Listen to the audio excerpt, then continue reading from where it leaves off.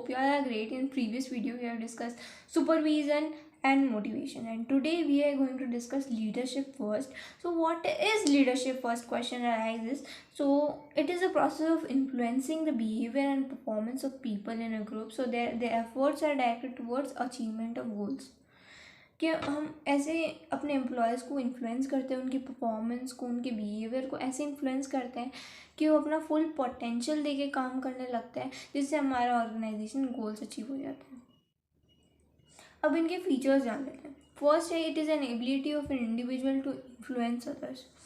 कि ऐसी एबिलिटी है एक लीडर की कि वो दूसरे लोगों को इन्फ्लुएंस करता है. Secondly, it tries to bring changes in the behaviour of other. ये दूसरों के बर्ताव में चेंज लाता है. Thirdly, it exercise to achieve the common goals of organisation. ये कॉमन गोल्स को अचीव करने के लिए हम लीडरशिप करते हैं. Fourth, explain the interpersonal relationship between leaders and followers. एक रिलेशन बताता है लीडर और फॉलोअर्स में क्या है. It is a continuous process. Obviously it is a continuous process. जब तक ऑर्गेनाइजेशन चलेगी तब तक लीडरशिप चलती रहेगी. अब इसकी इम्पॉर्टेंस जान लेते हैं. First important is a good leader influence the behaviour of people and contribute the energies for the benefit of organisation. ऐसे इन्फ्लुएंस करता है एक लीडर कि उनके एम्प्लॉयज़ जो है वो अपने है ना फुल एफर्ट डालते थे, फुल पोटेंशियल डालते थे, जिससे ऑर्गेनाइजेशन गोल्स अचीव हो जाते हैं. Secondly, it leader maintain relations, help and followers to fulfill their needs. एक पर्सनल रिलेशन बना के रखते हैं लीडर्स अपने एम्प्लॉयज़ के साथ में. उनके जो दिक्कतें हैं, उनकी जो प्रॉब्लम्स हैं, उनकी सॉल्व करने में, उनकी नीड्स को फुलफिल करने में हेल्प करता है एक leader. It provide confidence, support, encourages to his followers. And thirdly, leader play a key role introducing required changes. क्या करता है लीडर जो है ना, रिक्वायर्ड चेंजेस जो है इंट्रोड्यूस कराता है. और अगर कोई एम्प्लॉय को उस चेंजेस में प्रॉब्लम आ रही है या फिर वो चेंजेस सजेस्ट कर रहा है तो उसको है ना समझाता है, उसको इंस्पायर करता है, उसको समझाता है कि ये चेंजेस आने चाहिए, इसके बारे में समझाता है और इसके जो रिलेटेड प्रॉब्लम्स आ रही हैं उनको सोल्यूशन निकालता है. अब good leader help in solving the conflict, allow followers to clear their feeling and disagreement, persuade the giving the suitable clarification. Leaders का ये भी काम होता है कि वो है ना लोगों की कुछ भी दिक्कत हो रही है, कुछ भी कॉन्फ्लिक्ट हो रही है बीच में, कोई झगड़ा वगड़ा हो गया, कुछ भी हो गया, तो उसको सॉल्व करने का काम जो है लीडर का रहता है. अब leader provide and training to the subordinate in order to maintain effective and facilitate smooth success of process. एक ट्रेनिंग प्रोवाइड करती है सबऑर्डिनेट्स को ताकि वो है ना आगे जाके और ग्रोथ दिखाए और अच्छे से काम करे, इससे ज़्यादा बेहतर तरीके से काम करे. और अब एक क्वालिटी क्या होनी चाहिए गुड लीडर की? क्वालिटीज़ क्या क्या होती है? First, physical quality.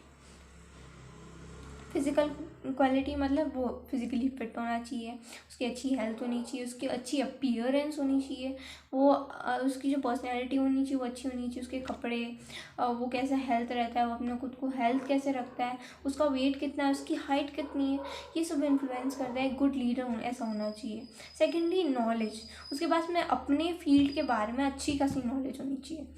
A good leader should have required knowledge and competence so that he can influence others. Thirdly, integrity. Integrity और हॉनेस्टी होनी चाहिए कि इंसान अगर अंदर से अच्छा है तो लोगों को इन्फ्लुएंस करेगा. अगर अंदर से अच्छा नहीं है, वो हॉनेस्ट नहीं है, तो फिर वो कैसे इन्फ्लुएंस करेगा. Fourth, initiative. Encourage initiative, do things on his own. Initiative मतलब कि खुद करेगा काम, अपना काम खुद करेगा, इनिशिएटिव लेता है, ना कि दूसरों की तरफ वेट करना कि दूसरे काम करके देंगे तो हो जाएगा. दूसरों के लिए रुकता है, अपना काम खुद करता है. Fifth, communication skills. के पास में अच्छी कम्युनिकेशन स्किल्स होनी चाहिए, वो अच्छा स्पीकर होना चाहिए, ना केवल अच्छा स्पीकर होना चाहिए, गुड लिसनर होना चाहिए, एक अच्छा कोच होना चाहिए, एक अच्छा काउंसलर होना चाहिए, गुड टीचर होना चाहिए. Sixth, motivational skills. उसके पास में अच्छी मोटिवेशनल स्किल्स होनी चाहिए, वो अपने एम्प्लॉयज़ को ऐसे मोटिवेट करे कि वो अच्छे से काम करे. A leader should understand the need of an employee and motivate them to satisfy their needs. उनको मोटिवेट करता है लीडर. Seven, self confidence. उसके बाद सेल्फ कॉन्फिडेंस होता है. अगर कुछ भी प्रॉब्लम आ गई, कुछ भी दिक्कत आ जाती है, तो भी उसको अपना सेल्फ कॉन्फिडेंस नहीं खोना चाहिए. ये गुड लीडर की खासियत है. अब डिसिसिवनेस. डिसिसिव मतलब कोई भी एक डिसीजन ले लिया एक लीडर ने, तो उसको उस डिसीजन पे अड़े रहना है. तो ये होता है decisiveness. A good leader must decisive in sense that once take decision he should be firm on it. अब 9th सोशल स्किल्स, उसके पास में अच्छी सोशल स्किल्स होनी चाहिए. उसको अपने एम्प्लॉयज़ को, अपनी कलीग्स को समझना आना चाहिए, उनकी नीड्स को समझना आना चाहिए, उनको अंडरस्टैंड करना आना चाहिए. तो ये होती है. अब लीडरशिप अलग अलग स्टाइल्स की है. नेक्स्ट टॉपिक यही है, लीडरशिप के अलग अलग स्टाइल्स है. वैसे तो बहुत सारी की होती है, पर हमारी बुक में 3 तरह की दे रखी है: autocratic, democratic and free range. तो सबसे पहले ऑटोक्रेटिक की बात करती हूँ. ऑटोक्रेटिक को अथॉरिटेटिव भी कहा जाता है, इसको याद कर लेना. भले ही कोई एग्जाम में इस तरह से पूछ, अथॉरिटेटिव नाम भी आ सकता है. तो अथॉरिटेटिव क्या होता है, एकदम हिटलर जैसी कहानी है. जो हिटलर जो है ना, एक ऑटोक्रेटिक लीडर था जो अपना जितना भी डिसीजन है ना वो खुद ही लेता था. वो ये इंसान, मैं जो बताऊँगा तुम्हें वही करना है, इसके अलावा आगे कुछ नहीं करना है अपने हिसाब का. ठीक है. तो N autocratic leader exercise the complete control over subordinate. अपने सबॉर्डिनेट्स को कंप्लीट कंट्रोल वो ही करता है जैसे हिटलर करता था. He centralizes the power in himself and take all decision without consulting the subordinate. वो अपने सबॉर्डिनेट से कोई कंसल्ट नहीं करता था और अपने में डिसीजन ले लिया करता था. सेकेंडली डेमोक्रेटिक एंड और कहूँ तो पार्टिसिपेटिव लीडरशिप कहूँ तो. अब डेमोक्रेटिक लीडर क्या करता है, अपने डिसीजन तो खुद लेता है, पर है ना वो दूसरों की बातों को भी सुनता है, अपने एम्प्लॉयज़ की बातों को सुनता है, उनके क्या इस बात पे क्या है, उनकी उनकी क्या सोच है वो समझते हैं. Democratic leader take decision after consultation and encourage participation of subordinate. He decentralize authority and allow subordinate to share his power. Share करता है अपनी पावर्स को अपने एम्प्लॉयज़ के साथ में. And thirdly free rein. Free rein में इन्वॉल्व कंप्लीट डेलीगेशन. हम कंप्लीट डेलीगेशन कर रहे हैं, हम एम्प्लॉयज़ को खुद डिसीजन लेने के लिए कह रहे हैं कि आप खुद डिसीजन लीजिए. So the subordinate themselves take decision. The free rein leader avoid holding power and surrender authority to subordinate. अब मैं एक और बात समझाती हूँ कि है ना, ज़रूरी नहीं है ऑल टाइम जो है अथॉरिटेटिव लीडर अथॉरिटेटिव रहे. कुछ ना कुछ काम तो उसको बाहर से भी करवाना पड़ेगा. ऐसा होएगा तो उसके पास वर्कलोड ज़्यादा हो जाएगा और अपना जो मेन इंपॉर्टेंट काम है वो नहीं कर पाएगा. कुछ ना कुछ डेलीगेट करना ही पड़ता है. और अगर मैं फ्री रेंज की बात करूँ कि आप सारा काम अपने कह रहे हो कि आप तो सारा काम खुद ही डिसीजन ले लो, सब कुछ कर लो, पर कुछ ना कुछ रूल्स एंड रेगुलेशन बनाने पड़ेंगे, कुछ ना कुछ सीमाएं बनानी पड़ती है एम्प्लॉयज़ की, नहीं तो ऑर्गेनाइजेशन डूब जाएगा.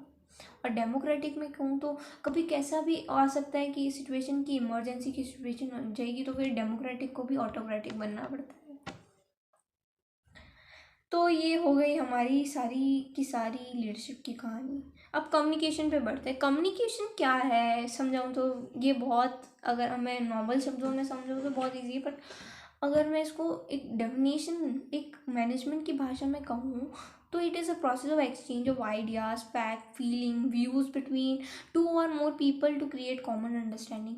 हम अपने आइडियाज़ को, अपने थॉट्स को, अपनी अंडरस्टैंडिंग को जो है ना, फीलिंग्स को, अपने व्यूज़ को शेयर करते हैं 2 और मोर पीपल्स के बीच में, ताकि हमारी कॉमन अंडरस्टैंडिंग रहे. अब इसके एलिमेंट ऑफ कम्युनिकेशन प्रोसेस कैसे होती है. कम्युनिकेशन प्रोसेस सबसे पहले एक सेंडर होता है जो अपनी बात कहता है. एक सेंडर होता है जिसको अपनी बात कहनी होती है. उसके दिमाग में कुछ ना कुछ थॉट्स आ रहे हैं. वो जो थॉट्स है वो मैसेज में कन्वर्ट होंगे कि उसको क्या मैसेज कहना है. वो मैसेज लिखेगा. वो जो मैसेज है वो इनकोड होएगा वो मैसेज. किसी, जैसे कि अगर मैं एक एग्जाम्पल के तौर में समझाऊँ तो जैसे कि एक टेलीफोन कॉल करते हैं हम, तो एक सेंडर है जो टेलीफोन कॉल करेगा सबसे पहले, उसके पास में कोई मैसेज होगा, सेकेंडली मैसेज, तो वो मैसेज कन्वे करेगा. अब वो जो मैसेज है वो कन्वे, जो सेकंड वाला पर्सन जो फ़ोन उठा रहा होगा उसके लिए वो जो मैसेज है ना पहले इनकोड किया जाएगा. वो पहले बोलेगा, वो जो इलेक्ट्रॉनिक सिग्नल्स में जो है ट्रांसफर हो जाएगा. तो इनकोडिंग हो रही है, वो इलेक्ट्रॉनिक सिग्नल्स उस तक तो पहुँचेंगे जो रिसीवर है, पर वो सीधे पहुँचेंगे तो क्या इलेक्ट्रॉनिक सिग्नल्स को समझ पाएगा? नहीं. तो उसको क्या करना पड़ेगा, उसको डिकोड करना पड़ेगा. डिकोडिंग मतलब सिम्बल्स को एक लैंग्वेज में कन्वर्ट करना पड़ेगा जो अंडरस्टैंडेबल है। तो अंडरस्टैंडेबल बनाएगा वो इलेक्ट्रॉनिक सिग्नल्स को चेंज करके एक वॉइस में, एक अंडरस्टैंडिंग आवाज़ में समझाएगा उसको। उसके बाद रिसीवर्स को पैसेज पहुँचेगा, फिर बाद में वो है ना हाँ करेगा, हाँ मुझे समझ में आ गया, नहीं तो फिर वो लगेगा क्या बात हुई, कुछ समझ में नहीं आया तुमको। तो फीडबैक देता है अपना, तो इसे कहेंगे हम फीडबैक। अब लास्ट कुछ एक और एलिमेंट होता है कम्युनिकेशन प्रोसेस का, वो है नॉइस। जैसे कि अगर मेरे कभी कभी बोलते हैं ना मेरे सिग्नल लो आ रहा है, नेटवर्क नहीं आ रहा है, इधर मैं बात नहीं कर पा रहा हूँ, तो नेटवर्क वाला प्रॉब्लम जो नॉइस में आ जाता है। ये तो मैंने एक एग्जाम्पल के तौर पे समझा है। बाकी और भी तरह के कम्युनिकेशन तरीके होते हैं। न्यूज़पेपर से आप सोशल मीडिया पे भेज सकते हो, आप कम्युनिकेट वहाँ कर सकते हो, आप चैट से कम्युनिकेट करते हो, आप आपस में बात करके भी कम्युनिकेट करते हो, डायरेक्ट कम्युनिकेशन। तो बहुत तरीके कम्युनिकेशन के। अब इसके इम्पोर्टेंस को समझ लेते हैं आप। It is the basis of coordination. सबसे पहला communication is basis of coordination. Coordination क्या होता है कि हमको है ना एक डिपार्टमेंट को या दो से अलग अलग काम करे लोगों को, एम्प्लॉयज़ को एक साथ काम करना करता है उनको, ताकि जो ऑर्गेनाइजेशन वर्क कर सके। फाइनेंस मैनेजर को एक मार्केटिंग मैनेजर से बात करनी पड़ती है ताकि हमारे ऑर्गेनाइजेशन काम कर सके। तो कोऑर्डिनेशन करना पड़ता है उनको। कोऑर्डिनेशन बिना कम्युनिकेशन के नहीं हो सकता। So coordination act as a basis of coordination is communication act as a basis of coordination. It helps in coordinate the activities of various department, person in the organization. Second, communication ensures smooth functioning of an enterprise. Communication से organization अच्छे से चलती है। अगर communication नहीं होगा तो फिर exist ही नहीं कर पाएगी वो organization। ताकि कुछ भी इंफॉर्मेशन ट्रांसमिट करनी है, आपको कुछ भी बात कहनी है, तो फिर आपको अगर कोई असाइनमेंट देना है एम्प्लॉयज़ को, अगर एम्प्लॉयज़ को कोई प्रॉब्लम आ रही है उसका सोल्यूशन निकालना है, सबके लिए कम्युनिकेशन ज़रूरत है भाई। अब communication provide needed information for decision making. एक डिसीजन मेकिंग के लिए भी इम्पॉर्टेंट नीडेड इन्फॉर्मेशन प्रोवाइड करती है। जो एम्प्लॉयज़ वो अपनी बात कहते हैं तो हमको कम्युनिकेशन की ज़रूरत है। It is absence it not possible manager to take decision. बिना इंफॉर्मेशन के जो कम्युनिकेशन से पहुँच रही है तो उसके बिना वो मैनेजर कैसे डिसीजन ले सकता है। द बेसिस ऑफ जो it is serve as a basis of decision making. Communication serve as a basis of decision making. अब various function of manager like providing information instruction. अब मैनेजर का function जो है हो ही नहीं पाएगा अगर वो कम्युनिकेशन नहीं होएगा। कम्युनिकेशन से वो जो है ना इंस्ट्रक्ट करता है, नए चेंजेस आ रहे हैं तो उसको इंट्रोड्यूस करता है एम्प्लॉयज़ में, और एम्प्लॉयज़ में एक provide information instruction, allow allocate jobs को अलोकेट करने में, रिसोर्सेज को अलोकेट करने में, सबके लिए कम्युनिकेशन चाहिए। Communication is a basis of leadership. A good leader must possess sufficient communication. एक लीडर को अच्छा कम्युनिकेशन आना चाहिए। जैसे हमने पहले डिस्कस करा कि कम्युनिकेशन अच्छा होना चाहिए, उसके पास में अच्छा सुनने की पावर होनी चाहिए, अच्छा बोलना आना चाहिए, उसको अच्छा कोच होना चाहिए।